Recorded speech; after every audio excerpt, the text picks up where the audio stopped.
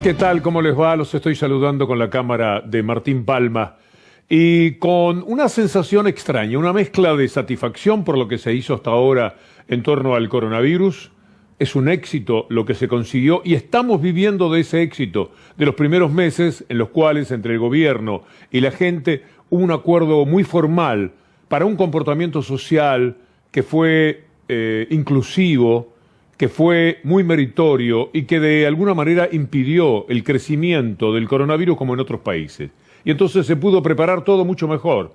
No habría tantas camas como las que hay si no hubiese tomado el gobierno las medidas que adoptó y si no hubiésemos acompañado nosotros de la forma que lo hicimos. Por ese lado hay satisfacción, pero por otro también hay preocupación, porque ahora sí empezaron a crecer los números como buscando aminorar ese éxito que ha obtenido la Argentina en su pelea contra el virus. Por eso vale la pena recordarnos que las camas pueden llegar a escasear, que podemos entrar en un conflicto severo si no nos cuidamos. Esto es algo que se está pidiendo con mucho énfasis a la gente, porque llevamos ya demasiado tiempo con una sensación de que la cuarentena ha terminado, por lo menos en los efectos más importantes, y no es así.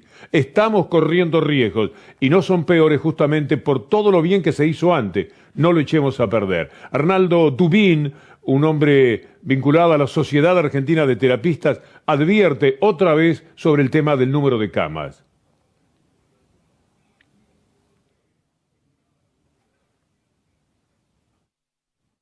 La ocupación de las terapias intensivas es alta, 100% de ocupación en el hospital Posadas, el más grande del país. Aparecen, según fuentes de los propios directivos de las clínicas privadas más importantes, porcentajes de ocupación que son altísimos y ellos mismos advierten sobre la posibilidad del colapso. Sol no se puede tapar con las manos, la peor actitud es evitar el problema. Y hay que encararlo. Esto lo podemos evitar. No está predeterminado este destino trágico. Tomemos nota de lo que dice Arnaldo Tubín, de lo que dicen los terapistas. Ellos tienen su verdad. Ellos son los que están cerca de las necesidades inmediatas. Y es indudable que se ha mentido en algunos números que se han ofrecido, sobre todo desde la capital. Cuesta abocarse a ese tema porque naturalmente los elementos probatorios van y vienen, los números son muy difusos y por consiguiente, aunque tengamos esa certeza, debemos también ser precavidos. Antonio Banderas, el actor español exitosísimo, habla de lo que es el coronavirus y de lo que ha significado en los cambios que está promoviendo en el mundo. Y vale la pena, ya que es Banderas, escucharlo a él también. La realidad siempre supera a la ficción. Esto parece realmente, estamos viviendo una película que si se hubiera hecho en Hollywood, exagerados son. Todo el mundo yendo con mascarilla, eso nunca pasará, pero está pasando. Efectivamente está pasando, ¿no? Y no solamente ya lo que es la crisis sanitaria, que es importante, sino los daños colaterales añadidos a esa crisis sanitaria, entre ellos la economía de todo el planeta se está resintiendo. Al resentirse la economía, los trabajadores están sufriendo en sus propias carnes una segunda pandemia, pero también ha habido algo interesante, ha habido un reseteo, yo creo, a nivel humanidad, hay una reflexión profunda sobre hacia dónde vamos, ¿no? Realmente, qué es lo que nos interesa, cuál es el planeta que nos interesa tener. Estamos en las fechas claves y está en nosotros qué es lo que vamos a hacer con lo que viene. Hubo que luchar contra los anticuarentenas, contra los medios de comunicación. Hubo que hacer un gran esfuerzo. De todas maneras, todavía estamos a tiempo de que la Argentina sea uno de los mejores ejemplos en el mundo entero sobre la lucha frente al coronavirus. Pero la capital federal y lo que trasciende luego hacia el conurbano bonaerense y la gente que viene de otras provincias a la capital federal, que naturalmente tiene un ida y vuelta muy importante, determina que constantemente estemos bajo el signo de la preocupación y que las autoridades de la ciudad de Buenos Aires tienen que trabajar con la mayor seriedad posible. Y si es necesario tomar alguna medida que no les tiemble el pulso, que no tengan miedo a lo que van a decir los anticuarentenas, porque estamos hablando, hay que insistir en eso, nada menos que de la vida y de la muerte. A propósito de fechas, en estos días, ayer, hubo que por supuesto, una vez más recordar a Evita. Y en torno a Evita se planteó toda una cuestión de género que nosotros queremos compartir con ustedes, porque ella fue una impulsora de muchísimas cosas que tienen que ver con el mundo de las mujeres mucho antes de que se discutiese sobre la cuestión de género. Pero en esas horas de ayer apareció algún título en Clarín por el asesinato de una niña de 19 años que verdaderamente resultó inadmisible para toda la gente. Se trata de un título en el cual Clarín hablaba de el hecho de, por pregonar, una pregonera del Ni Una Menos fue asesinada. En las redes, al parecer, hubo una reacción muy, pero muy vigorosa, una alarma muy grande, porque hay cosas que no se pueden pasar, límites que hacen al decoro mínimo que las personas tienen que tener frente a la muerte de una joven, jugar con que era una pregonera del Ni Una Menos y le tocó morir justamente a esa pregonera del Ni Una Menos. Eso hizo Clarín en las horas de ayer. Por lo tanto, vale la pena que tomemos nota de cuántos enemigos en todos los temas se plantean desde ese lugar donde se sienten absolutamente impunes.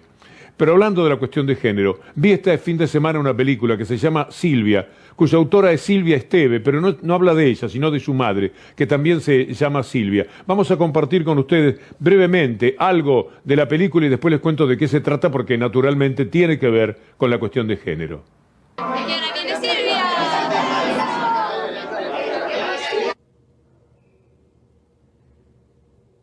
En los momentos de angustia en los que te consolaba, me repetías que nunca habías estado tan acertada en llamarme como vos, que era la única que realmente te entendía. Me dijiste que vine a esta vida a ser tu guerrera y que te iba a defender siempre, a capa y espada.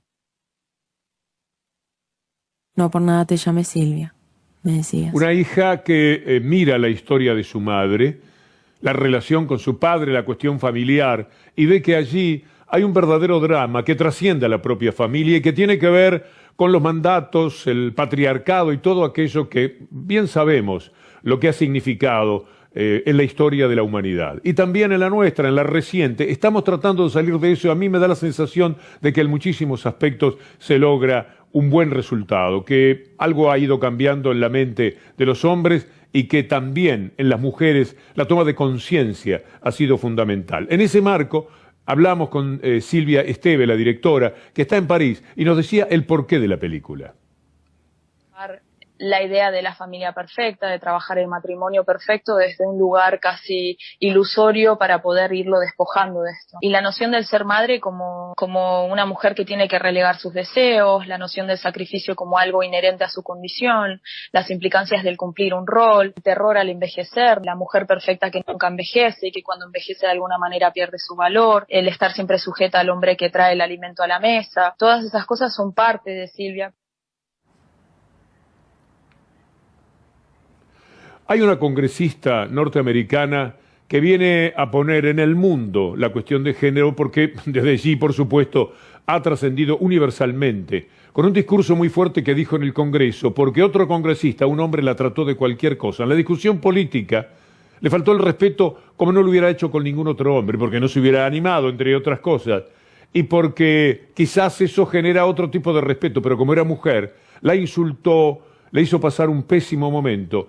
Y esta joven congresista, que es demócrata, que tiene 29 años y que es una de las figuras más importantes surgiendo desde el estado de Nueva York en el Congreso, dio un discurso seguramente ejemplar que vale la pena compartir con ustedes porque hace al tema de la cuestión de género.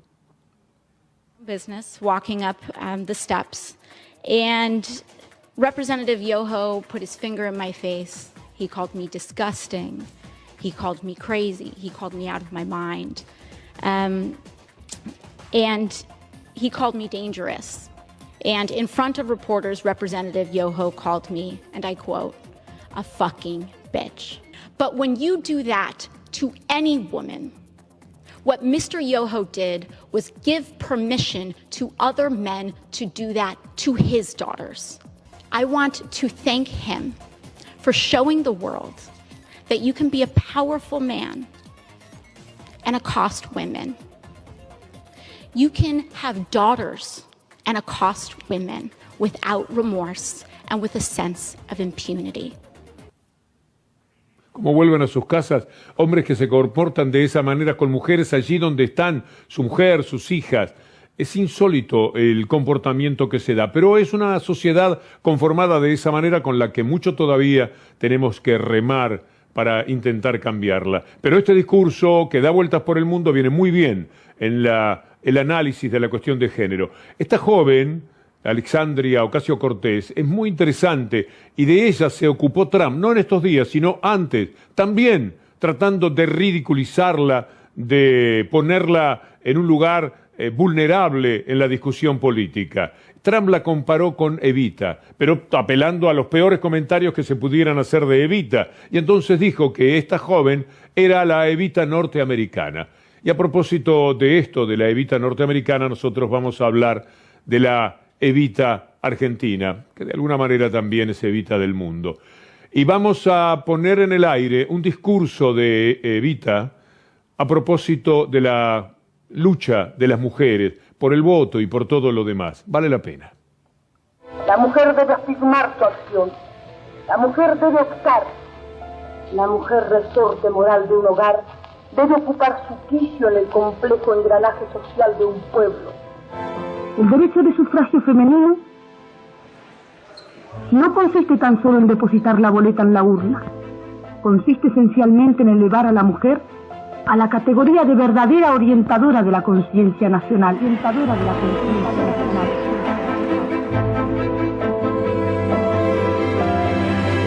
Quedamos en Evita mientras resuenan todavía esas palabras, dichas hace 70 años. Es decir, cuando la cuestión de género, la lucha de las mujeres era incipiente y eran muy pocas en todo el mundo las que se ocupaban de luchar por el rol y por el papel de las mujeres. Así que vale la pena. Y también compartir con ustedes estas imágenes, ahora en color, una preparación especial del funeral de Eva, para ver el dolor del pueblo.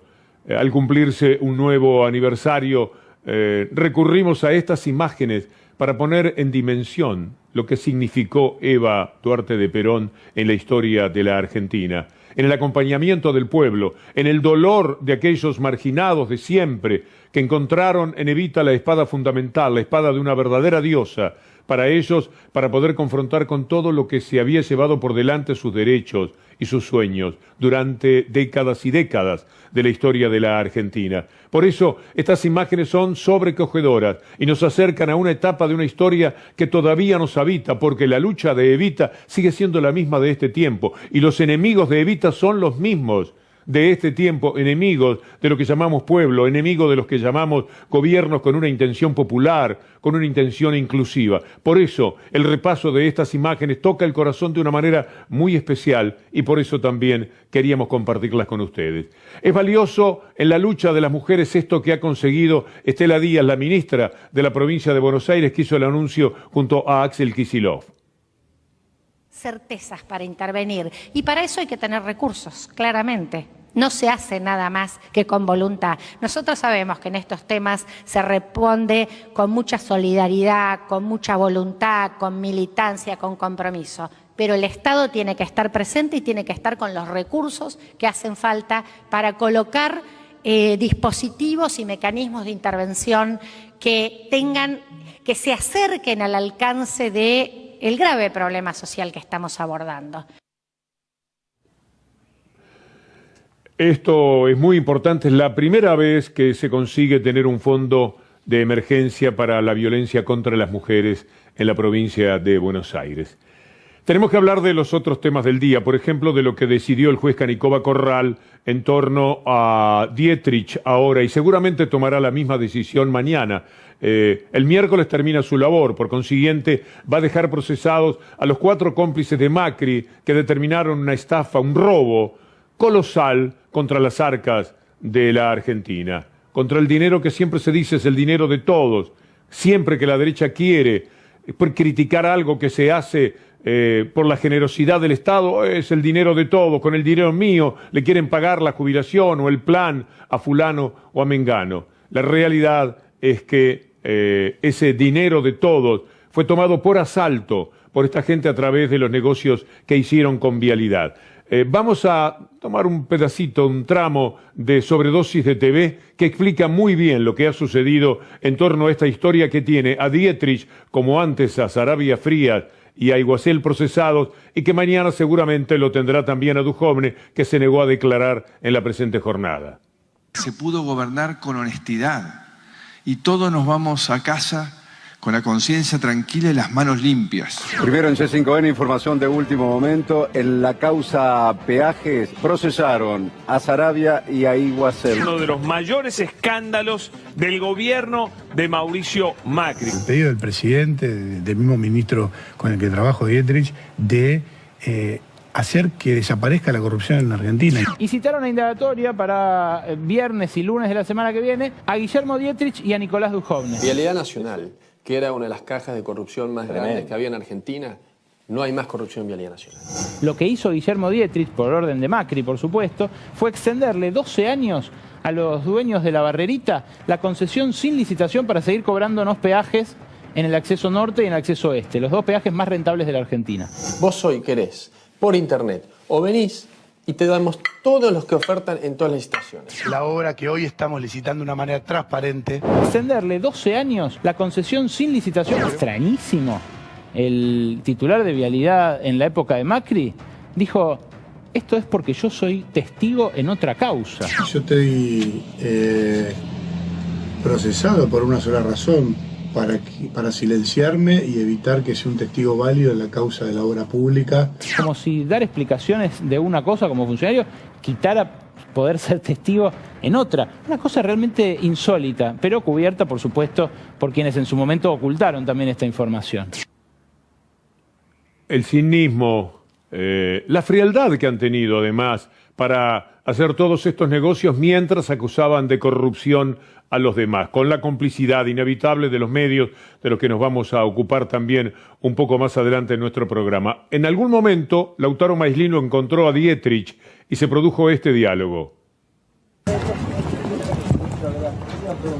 le preocupa a la situación italiana por haber tirado pagos a empresas que son diversas, como Mauricio Macri, 30.000 millones de pesos por los contratos que estaban vencidos.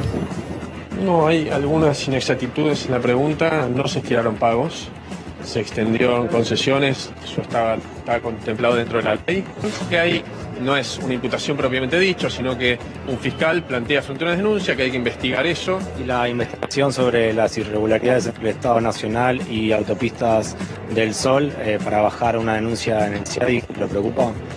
No hay ninguna irregularidad, todo lo contrario.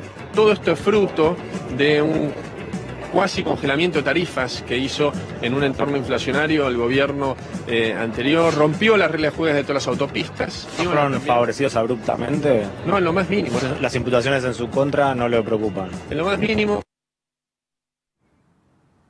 Parece mentira a lo que se animaron. La película es que una vez que Macri supo que iba a ser presidente, reunió a toda su gente, los contadores, los que manejaban los lobbies, etcétera, de su empresa, de la empresa de su padre y la de él, y se lanzaron a todos los negocios, otros los parques eólicos, que en su momento también tendrá que ser revisado de esta misma manera, porque es evidente que dijeron, vamos a preparar los negocios, vamos a disimular.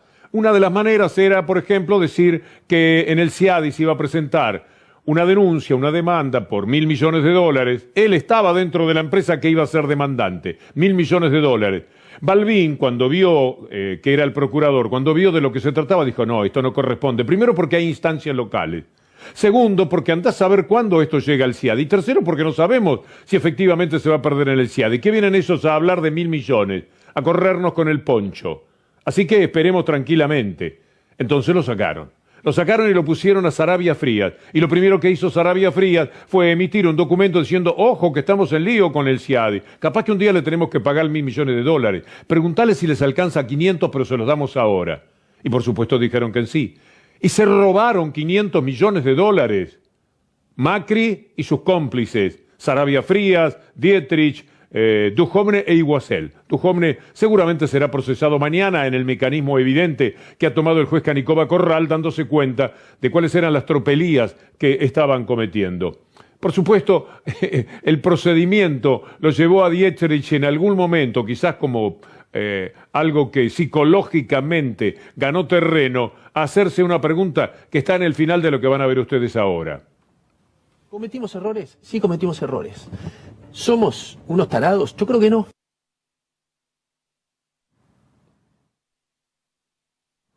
¿Cometimos errores? Sí, cometimos errores. ¿Somos unos tarados? Yo creo que no. Bueno, él se pregunta, ¿somos tarados? ¿Qué somos nosotros? Cuando lo vimos llegar en bicicleta el día que estaba el rey de España con el casco y tirarse poco menos entre los periodistas para que le hicieran una nota de canchero porque él hizo las bicisendas y demás, entonces iba en bicicleta a ver el rey de España, uno pensaba que efectivamente sí, se comportaban como para que después tuvieran que hacerse la pregunta que acabamos de escuchar. Pero aquí hay una cosa muy seria, que es la corrupción de Macri y sus seguidores, amparada, por supuesto, por los medios de comunicación, y lo que han hecho con todas las denuncias que llevaron a cabo durante el mismo periodo para mantenernos distraídos. Toda vez que decían, fulano es corrupto, lo llevan a declarar, etcétera, en realidad lo que estaban haciendo era ocultando cómo ellos se robaban absolutamente todo lo que encontraban a su paso. Entonces vale la pena escuchar lo que dice Parrilli, mezclando con la reforma judicial, porque ellos juegan a que la reforma judicial es para ganar impunidad. Ellos quieren mantener a estos jueces porque los pusieron antes para saber que de esta manera tenían impunidad y están desesperados por saber que las cosas pueden llegar a cambiar y que los jueces que ellos pusieron irregularmente no van a poder continuar, y esta semana, ojalá que así sea, vamos a tener un pronunciamiento al respecto. Oscar Parrilli. Diciendo que esta reforma judicial tiene que ver con terminar con la impunidad. La verdad que nada de eso. En realidad lo único que están buscando impunidad son ellos, porque ellos son los que están comenzando a ser juzgados en este momento. Macri y sus funcionarios y muchos de los que durante estos 4 años se dedicaron a saquear al Estado argentino. No solamente recordemos el caso de los peajes que está siendo investigado, el caso de los parques eólicos, el caso del correo.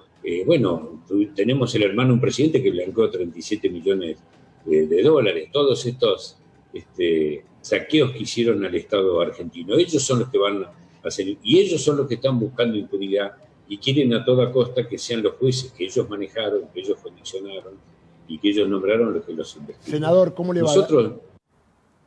La lucha es impiadosa y no dan un minuto de tregua. No es que no dan un día, ni un solo minuto, a través de los portales, en la insistencia de la información siempre sesgada o mentirosa, se llevan todo por delante. Y en el Congreso una oposición desenfrenada, absurda, porque de verdad es que asustan con un comportamiento tan por afuera de los valores que ellos mismos dicen defender, de la República, la democracia y todo lo demás. No entender, por ejemplo, que hay mayorías y hay minorías. Algo claro en el funcionamiento de la democracia, no. Ellos quieren que en el Congreso las cosas se resuelvan como si estuvieran iguales, como si la gente los hubiera votado igualmente a ellos que a quienes están en el gobierno. Y de ahí se generó el otro día un curioso diálogo en el cual Cristina Fernández de Kirchner tenía que poner un poco en su lugar al senador Lustó. Dirigirse en términos ofensivos a ningún senador. Lo acaba de comparar con un cómico. Sí, de la misma manera que él nos dice a nosotros desubicados. De la misma manera. Yo he sido minoría en este recinto. He sido minoría de uno, inclusive. He soportado cualquier cosa de ustedes, desde insultos, desde autorizar allanamientos, etcétera, etcétera. Es increíble que no puedan aceptar que son minoría y que aquí se manejan, aquí y en cualquier parlamento del mundo, con la votación. Pero no alcanza con eso. Hay que decírselo a la señora vicepresidenta, al presidente Alberto Fernández. La pelea es a muerte de los que perdieron las elecciones el año pasado. No lo quieren reconocer, no lo pueden admitir. No está en sus cabezas. Haber perdido todos los privilegios que significaba al poder real sumarle el poder político. Porque el poder político de verdad debe pensarse a favor de la gente, de lo que llamamos pueblo, y tiene que enfrentar a las corporaciones. Cuando ellos tuvieron el poder político se había terminado todo tipo de lucha y arrasaron con todo en la Argentina. Por eso aquello de la película Tierra Arrasada. Lo que está haciendo el periodismo es algo posiblemente nunca visto. No tiene parangón ni en la Argentina ni en el mundo. Pero ya no solo se trata de las mentiras, sino de a qué están jugando. Al peligro que se corre por parte de la institucionalidad en la Argentina. Esta nota de Joaquín Morales Solá en el diario La Nación de ayer es un verdadero escándalo periodístico. Es alentar los peores comportamientos, es hablar de un estallido social, es invitar a que esto se produzca y de la mano del estallido social terminar con un gobierno. Si consiguen hacer tanto ruido con los 2.000 o 3.000 locos que van llevados por ellos también al Obelisco o a la Plaza de Mayo a protestar contra la cuarentena, imaginen lo que podrían lograr cuando efectivamente se den situaciones complicadas desde el punto de vista social como consecuencia de la pandemia del macrismo y de la pandemia del coronavirus. Cuando eso ocurra, naturalmente ellos se preparan para generar un estado de cosas que termine con el gobierno. Y no hay que ser ingenuos. Es lo que quieren. Mire esta nota de Morales Solá. Pongamos en la pantalla lo que dice Morales Solá en la primera estrofa y usted puede imaginarse el resto del artículo escrito para el siempre golpista diario La Nación. Dice, cuando la muerte acecha. ¿A usted le parece que este es un título para este momento? Cuando la muerte acecha. Nadie sabe nunca cómo empieza un estallido social. Asalto a supermercados, ya los hubo en otro tiempo. Un aumento exponencial de la violencia criminal, violencia exponencial. Un aumento exponencial de la violencia. Todo en una mezcla que lleva a imaginar que el recorrido tiene que ser hacia un estallido social que termine con el gobierno. A eso están jugando. La gente de Comuna, en comuna.net, escribió una nota en la cual hicieron un relevamiento de todo lo que vienen haciendo los diarios en estos días. Y dice, la posición extrema, léanlo conmigo, la toma Morales Solá en La Nación este domingo. Describe condiciones que generan un estallido social y sentencia que están dadas en el país esas condiciones. Nada menos, a eso juegan. En el mismo día, Kirschbaum, en Clarín, complementa la idea de caos al hablar de insubordinación en el oficialismo, hipótesis para la cual se sirve de las acciones de Sergio Berni. Imaginen ustedes que esto es algo inadmisible. Hay discusiones en el gobierno, a veces se echa un ministro, a veces se prescinde de un funcionario, pero esto no puede provocar ningún tipo de estallido o de situaciones como las que ellos están describiendo, para meter en nuestras cabezas que estamos cerca del final, cerca del caos, del apocalipsis. A eso están jugando y no piensan, no tienen ninguna piedad con los peligros que esto implica para la República y para la democracia. Se la quieren llevar por delante porque la democracia, cuando ganan los otros, cuando ganan los que piensan distinto, no les sirve. Solamente vale la democracia cuando ellos se imponen, y en este caso nada menos que para poner el poder político de rodillas ante el poder real, como un brazo extendido de ese poder real. Vamos a escuchar a Diego Molea. Diego Molea es uno de los integrantes del Consejo de la Magistratura, y desde ese lugar, nada menos, se permite este gesto de asombro por lo que está sucediendo con los medios frente a lo que se tiene que venir en estos días, que es la reforma judicial. Estoy azorado con lo que plantearon algunos medios el fin de semana, porque es totalmente lo contrario a lo que está sucediendo.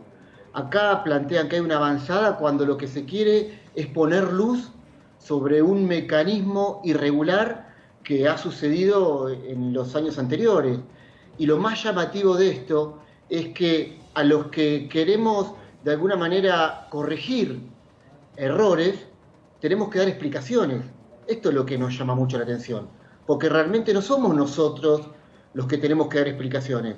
Nosotros, y en mi caso particular como representante del mundo académico, creo que hay un solo procedimiento para designar magistrados en nuestro país, y así lo establece el artículo 99, inciso 4 de la Constitución Nacional. Por supuesto, si hablamos de justicia, todo tendría que empezar en la Corte Suprema de Justicia, por muchos motivos. Por lo que tantas veces ha señalado el doctor Zaffaroni, 10.000, 15.000 causas no pueden ser tratadas por 5 hombres que si fueran 3 en determinado momento, igual pueden funcionar. Nunca ven los casos, nunca verdaderamente están haciendo el trabajo como corresponde. Ya en el aspecto humano es imposible. Tiene que haber muchos más integrantes en la Corte Suprema. Uno no puede determinar números porque no sabe de esto, pero posiblemente 9 integrantes. Tendrá que buscarse una solución para el trabajo de la Corte. Además de que, siendo más integrantes, se puede acotar el poder desarrollado por quienes llegaron entrando por la ventana, como el caso de Rosenkrantz y de Rossetti, o con los casos como el de Lorenzetti, que es un hombre ya inútil para lo que uno puede soñar en materia de justicia, porque es un pobre rehén de los medios de comunicación. Entonces, la Corte debería ser el primer tema, y miren ustedes cómo trata el tema de la Corte en el año 2015 Clarín, cuando el gobierno de Cristina Fernández quería poner a un integrante, sumar porque faltaba a un integrante, era una embestida. Cuando el gobierno de Macri, pocos meses después, no años después, quiso poner 2 integrantes por la ventana, integró la Corte, la armó de nuevo, y este era el único comentario que se permitían. Así juegan en forma constante. Por eso en el tema de la Corte vale la pena escucharlo al doctor Raúl Zaffaroni.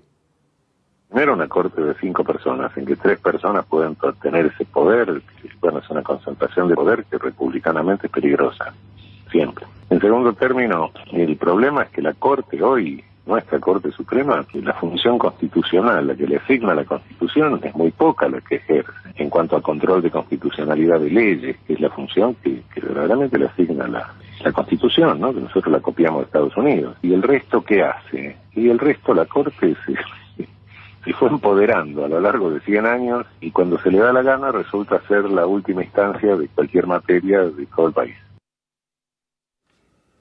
Parece tan claro cuando hablan los hombres que saben y que el único interés que tienen es servir verdaderamente a la República, que están por arriba del bien y del mal a esta altura de los acontecimientos y que participan con la energía, con la continuidad, con el decoro con el que lo hace el doctor Zaffaroni. Hablando en este caso de la Corte Suprema, sin Corte Suprema desentada, sin Consejo de la Magistratura, donde no estén unidos delincuentes y cómplices o personas que proceden nada más que con indiferencia, no se puede. No hay manera de hablar de justicia.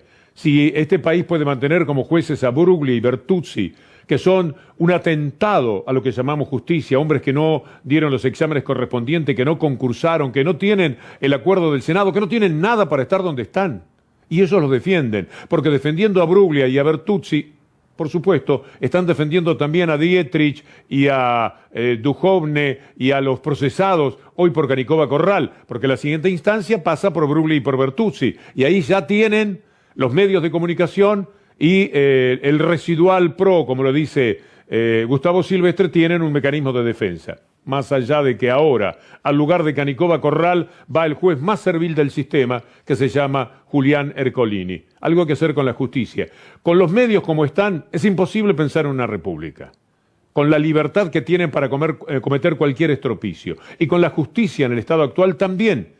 Es inviable una buena república. Por eso hay que tener mucha energía, mucho coraje y darle para adelante. Ellos no tienen piedad. Escriben todos los días cosas horribles sobre este gobierno. Se lo quieren llevar por delante, puesto en el peor momento que atraviesa la historia de la Argentina, a la salida del neoliberalismo y frente a un monstruo que no sabemos cómo combatirlo, que se llama coronavirus.